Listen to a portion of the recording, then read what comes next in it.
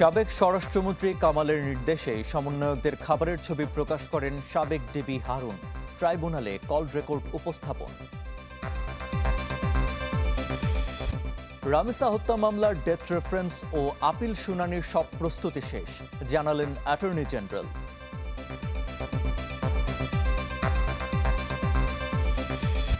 দেশীয় উৎস থেকে গ্যাস উৎপাদন বাড়ানোর উদ্যোগ, 2031 সালের মধ্যে 150টি কূপ খনন ও মেরামত।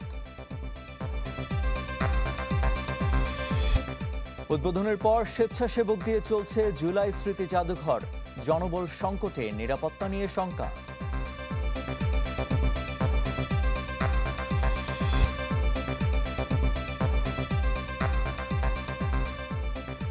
আমন্ত্রণ চ্যানেল 24-এর সকাল 10টার খবরে। শুনছিলেন AKS সংবাদ শিরোনাম। আপনাদের সাথে আছি আমি মঞ্জুর আরেফিন। জুলাই গণ অভ্যুত্থানের সময় বৈষম্য বিরোধী ছাত্র আন্দোলনের সমন্বয়কদের খাওয়ার ছবি সামাজিক যোগাযোগ মাধ্যমে ছড়িয়ে দেওয়ার ঘটনায় তৎকালীন ডিবি প্রধান মোহাম্মদ হারুনুর রশিদের ওপর ক্ষমতাচ্যুত প্রধানমন্ত্রী শেখ হাসিনা বিরক্ত হয়েছিলেন বলে অডিও কথোপকথনে উঠে এসেছে। আন্তর্জাতিক অপরাধ ট্রাইব্যুনাল 2-কে তথ্য জানান প্রসিকিউটর গাজী মনোয়ার হোসাইন। ওই কথোপকথনে আওয়ামী লীগের সাধারণ সম্পাদক ওবায়দুল কাদেরকে নিজের বদলি ঠেকানোর অনুরোধ করেছিলেন ডিবি প্রধান হারুন। ওই ঘটনার পর 2024 সালের 31 জুলাই হারুনকে ডিবি থেকে বদলি করে ডিএমপির অতিরিক্ত কমিশনারের দায়িত্ব দেওয়া হয়। জুলাই গণ অভ্যুত্থানের সময় সংগঠিত মানবতাবিরোধী অপরাধের ঘটনায় ওবায়দুল কাদের সহ 7 আসামির বিরুদ্ধে করা মামলায় যুক্তিতর্কে প্রমাণ হিসেবে ওবায়দুল কাদেরের সঙ্গে অন্যদের ফোনে কথা বলার কথোপকথন তুলে ধরে প্রসিকিউশন।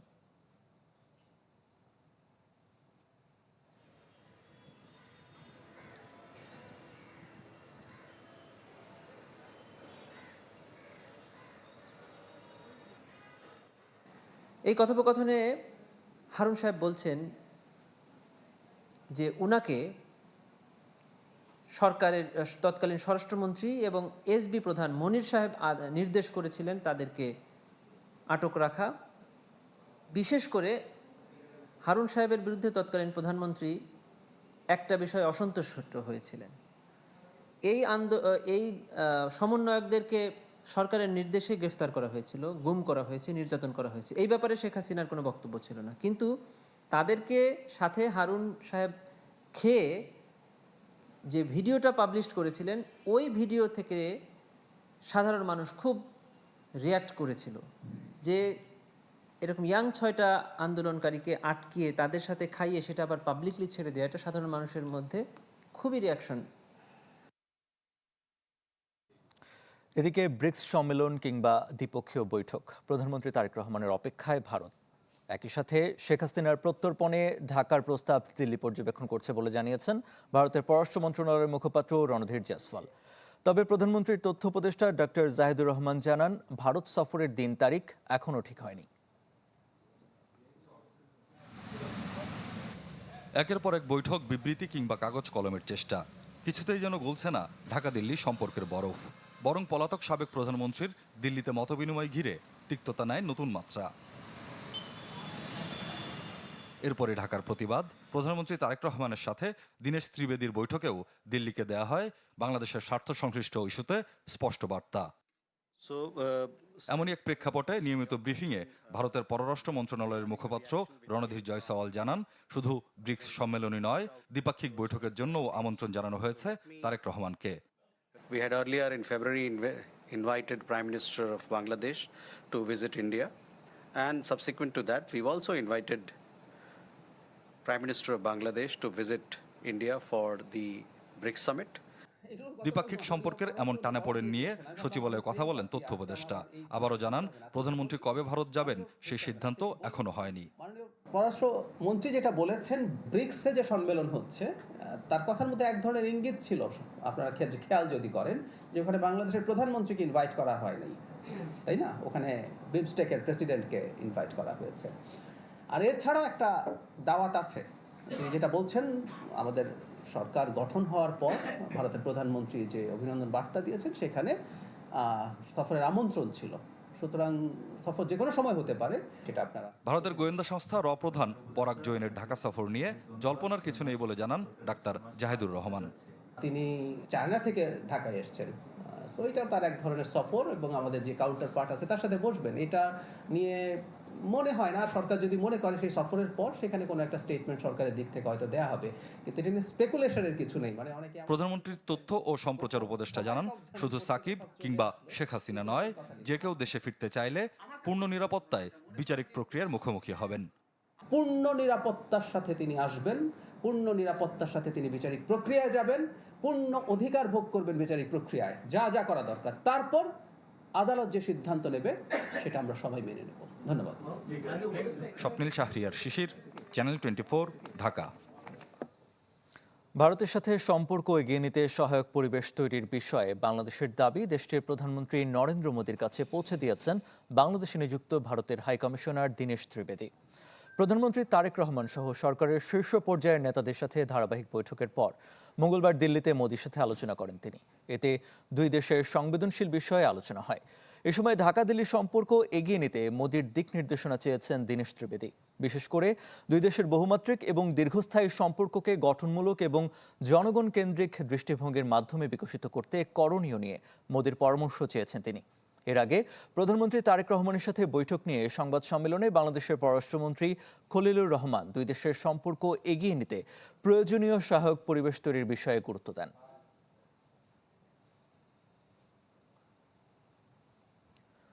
সিঙ্গাপুর সফরে বাংলাদেশের পররাষ্ট্র প্রতিমন্ত্রী শামা ওবায়েদকে স্বাগত জানিয়েছেন দেশটির পররাষ্ট্রমন্ত্রী। সাক্ষাতে দুই দেশের বাণিজ্য সম্প্রসারণ, জ্বালানি সহযোগিতা আরও জোরদার এবং দ্বিপাক্ষিক সম্পর্ক গভীর করার বিভিন্ন দিক নিয়ে আলোচনা হয়েছে। বাংলাদেশ ও সিঙ্গাপুরের মধ্যে একটি দ্বিপাক্ষিক মুক্ত বাণিজ্য চুক্তি FTA নিয়ে ভালো অগ্রগতি হচ্ছে বলে জানান দেশটির পররাষ্ট্রমন্ত্রী। চুক্তিটি বাস্তবায়িত হলে দুদেশের ব্যবসায়ীদের জন্য নতুন সুযোগ তৈরি হবে বলে আশা প্রকাশ করেন তিনি।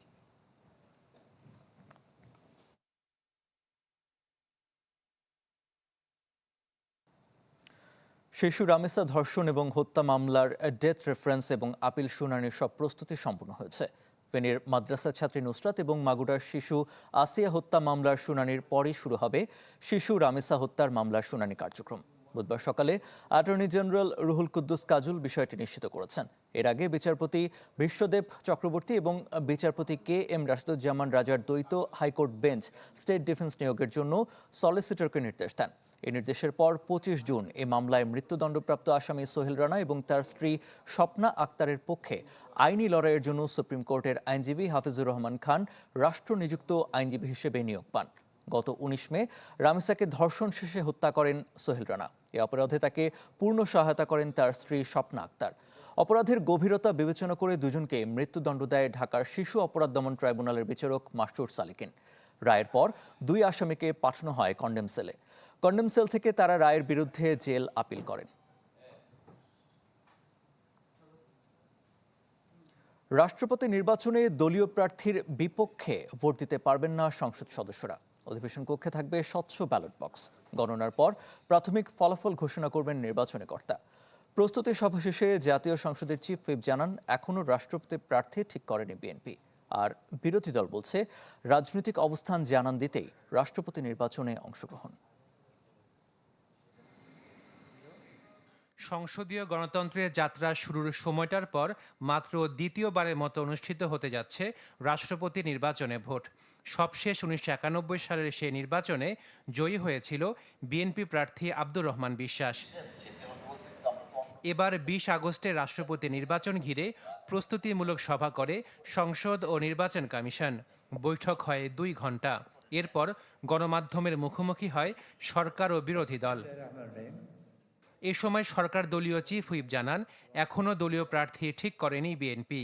তবে যাকেই মনোনয়ন দেয়া হোক না কেন, সংবিধানের 70 অনুচ্ছেদ অনুযায়ী সেই প্রার্থীর বাইরে অন্য কাউকে ভোট দিতে পারবেন না সরকার দলীয় সংসদ সদস্যরা।